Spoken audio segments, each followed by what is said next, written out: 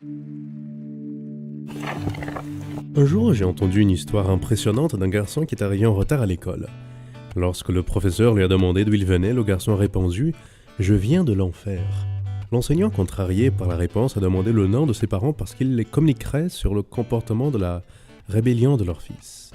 Le garçon baissa alors la tête et dit « Ma mère est Satan et mon père est le diable ». Dérouté par la réponse, l'enseignant a approché le garçon et a demandé une explication pour de telles déclarations. Le garçon alors, avec tristesse dans les yeux, a dit « Maître, aujourd'hui quand je me suis réveillé, mon père se battait déjà avec ma mère. Je me souviens quand il a dit « Tu recommenceras le combat dans cet enfer ».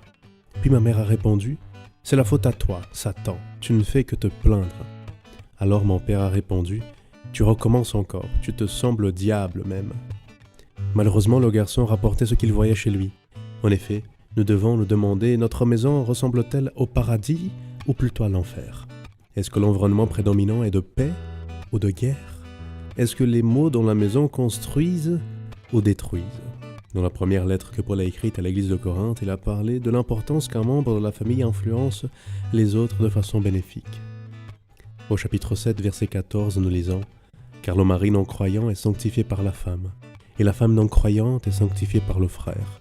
Autrement, vos enfants seraient impurs, tandis que maintenant, ils sont saints. » La réalité que présente la Bible est que nous avons une influence sur les gens qui vivent avec nous. Les gens impurs favorisent les impuretés, mais les gens qui cherchent la sainteté aident les autres dans le processus de sanctification.